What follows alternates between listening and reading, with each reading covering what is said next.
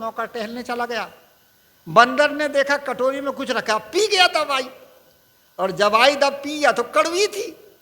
ऐसी कटोरी फेंका मालिक के तरफ में, और ऐसे देखा जोर से कि मानो इसी ने पिलाया। अब वो मालिक तो हंसते हंसते हंसते हंसते इतना हंसा कि दिमाग की जितनी स्नायु थी सब खुल गई, दिमाग हल्का हो गया। और जब नौकर आया तो नौकर को भी हंस हंस के बताए, जो आदमी आए उनको भी हंस हंस के बताए। अब जैसे हंस हंस के बता तो बीमारी खत्म। बिजली की गति कितनी है? 1 सेकंड में 1,86,000। शब्द की गति है 1100 फुट, और मन की गति कितनी है पता है? फट से कहां की कहां पहुंच जाता, कहां की याद किया फटाक से पहुंच जाता है। ये इतना तेज है। और ये कहां रहता है? इंद्रियों में रहता है। जैसे इंद्रियों में वो होता है वैसे मन में उसकी आसक्ति पकड़ लेता विषयों की, और फंस जाता। इसलिए हमारा जो मन विकारी मन है वो हमारी इंद्रियों में रहता है, और हमारे शरीर में भी तो रहता है। जब आदमी को कोई दुख आता है, कष्ट आता है, कलेश आता है, विपत्ति आती है, तो शरीर में भी रहता है, इंद्रियों में रहता है। चिंता आती है, फिक्र आती है, कष्ट होता है, कलेश होता है। इसलिए हमारे मन कहाँ रहता है? हमारे शरीर में रहता है और हमारी इंद्रियों में रहता है।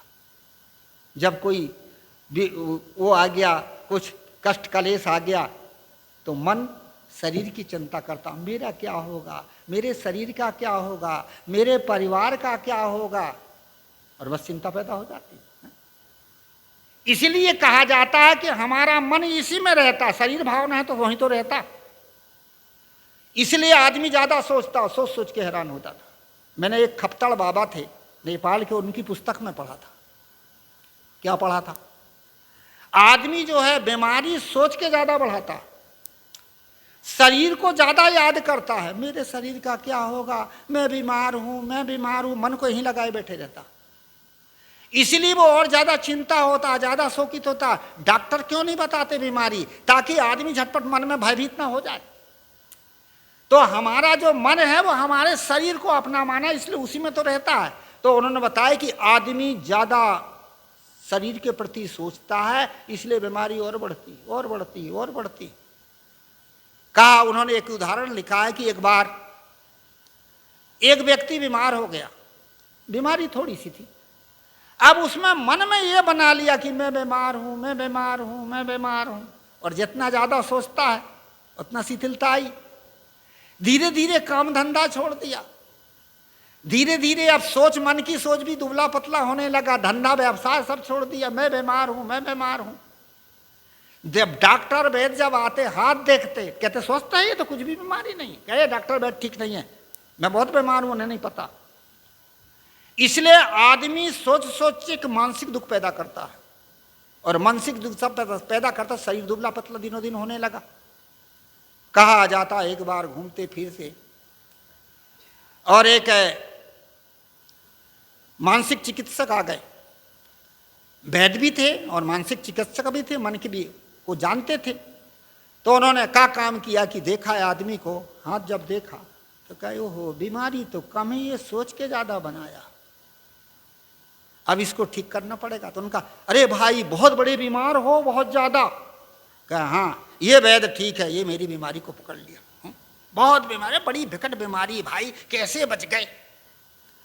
उसको और विश्वास हो कि उसके मन के अनुकूल कर दिया। किसी आदमी के पहले मन के अनुकूल करो, और फिर मन के अनुकूल करके फिर उसको समझाइए। आप है बहुत ज्यादा बीमारी के, हाँ हाँ वैद्य साहब बहुत, आप कहते कि मेरे को बीमारी है विश्वास हो। अरे कह है तो पर इस बीमारी को तो मैं वैसे ही उड़ा दूंगा।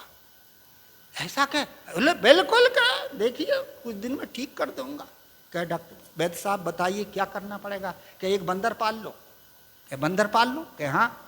ये बंदर से क्या होगा? अरे क्या बंदर से होगा कुछ, रख लो। और दवाई दे दिया थोड़ी सी, और कहे कि एक बार खाना, 9 बजे दिन में दवाई ले लेना, और ये बंदर को अपने सामने रखना।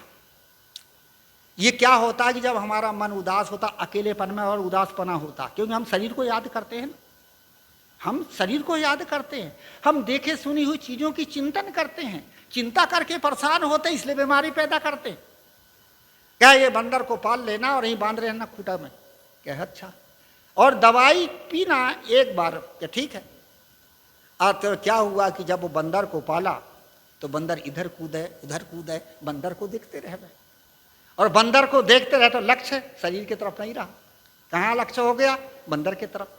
कभी कभी जब बीमारी अवस्था होती तो दिन तो हल्का लगता है और रात बड़ी भारी लगती। क्यों लगती है जी? दिन में लोग मिलते जुलते रहते हैं और रात में तो अकेले रहते हो, तो अकेले रहते तो आप सोच ज्यादा करते हो, शरीर की तरफ ज्यादा देखते हो।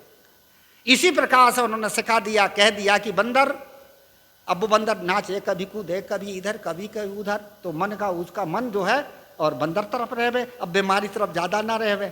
धीरे धीरे थोड़ा थोड़ा ठीक होने लगा, थोड़ा हंसने भी लगा, थोड़ा सा मुस्कुराने भी लगा। अब नौकर रोज 9 बजे दवाई देता था। नौकर आया, दवाई को घोर घार के कटोरी में रख दिया, देखा कि 5 मिनट कम है, अब इसको दवाई दूंगा। तो इतने में क्या हुआ कि सोचा कि 5 मिनट थोड़ा टहल लेता, तो नौकर टहलने चला गया। बंदर ने देखा कटोरी में कुछ रखा, पी गया दवाई, और दवाई जब पिया तो कड़वी थी। ऐसी कटोरी फेंका मालिक के तरफ में, और ऐसे देखा जोर से कि मानो इसी ने पिलाया। अब वो मालिक तो हंसते हंसते हंसते हंसते इतना हंसा कि दिमाग की जितनी स्नायु थी सब खुल गई, दिमाग हल्का हो गया। और जब नौकर आया तो नौकर को भी हंस हंस के बताए, जो आदमी आए उनको भी हंस हंस के बताए। अब जैसे ही हंस हंस के बता तो बीमारी खत्म। कहा जाता कि जब बीमारी खत्म हुई तो वैद्य को पता चला कि आदमी अच्छा हो गया। आया, भैया कैसे? अरे कह वैद्य साहब, अरे दवाई तो बंदर ने पिया और मेरी बीमारी ठीक हो गई। ऐसा क्यों हुआ? कहे कि बंदर ने दवा पी लिया और मेरी बीमारी कैसी ठीक हो गई? कहे इसका मतलब है कि बंदर के दवाई पीने से तुम्हारी बीमारी ठीक नहीं हुई है। तुम्हारी बीमारी इसलिए थी कि तुम शरीर की तरफ ज्यादा लक्ष्य रखते थे। मेरा क्या होगा, मेरे शरीर का क्या होगा। इसको अपने हाथ इंद्रियों को देखते, मेरा हाथ दुबला है, मेरे गाल पतले हैं, मेरा शरीर दुबला है। इसलिए तुम इंद्रियों की तरफ, शरीर की तरफ अपने मन को रखे थे, इसलिए सोच ज्यादा बढ़ गई और बढ़ते बढ़ते बीमारी पैदा हो गई। और जब मैंने बंदर इसलिए पाला कि बताया था कि बंदर रहेगा तो उसको देखोगे तो इधर से मन हटेगा, और मन हटेगा धीरे धीरे, बंदर खेलेगा कूदेगा तो आप उधर लक्ष्य लगाओगे, और इसीलिए रखा था। अब बंदर ने दवाई पिया, आपको जोर से हंसी आ गई, हंसते हंसते सारी स्नायु खत्म हो गई, ठीक हो गए। यह मन भैंसी ने माँ ही रहते नित बकुला। हमारा जो मन है वो कहाँ रहता है? इंद्रियों में रहता, शरीर में रहता है। विकारी मन कहाँ रहता है? पहले हमारी इंद्रिय में रहता है, हमारे शरीर में रहता है, और उसके साथ साथ शरीर संबंध में जो हमारे व्यवहार हैं उधर जाता। अरे समय निकल गया, व्यवहार कभी अच्छा भी होता है, कभी बुरा भी होता है, परिस्थितियां हैं ये तो। पर जब हमारे व्यवहार गलत होता तो हम सोचे, हमारे परिस्थितियां आती शरीर संबंधी व्यवहारिक, तो हमारा मन वहां जाता, ये टूट गया, वो फूट गया, ये बिगड़ गया, वो नाश हो गया, ये मेरे अनुसार नहीं हुआ, इसलिए आदमी दुखी। साहब कहते तिकुला भैंसी ने माँ ही रहते नहीं तो बकुला, तिकुला ताकि न लीना हो। तिकुला का अर्थ होता ऊंची जगह, ऊंची जगह पर नहीं रहता। ये हमारा मन शरीर में रहता है, इंद्रियों में रहता। ऊंची जगह क्या है? ऊंची जगह है जहां भक्ति है, ज्ञान है, सत्संग है, सद्विचार है, या दया है, दान है, परोपकार, यही तिकुला है। भक्ति ज्ञान सदाचार यही तिकुला है, ज्ञान वैराग भक्ति यही तिकुला है। यहां हमारा मन नहीं रहता, सदाचार में नहीं रहता है, इंद्रियों में रहता, संसार के व्यवहार में रहता है, अपने में कहाँ रहता है, इसलिए हम दुखी। साहब कहते गाय ने माई बसे नहीं कबहू, कैसे के पद पहचान में हो।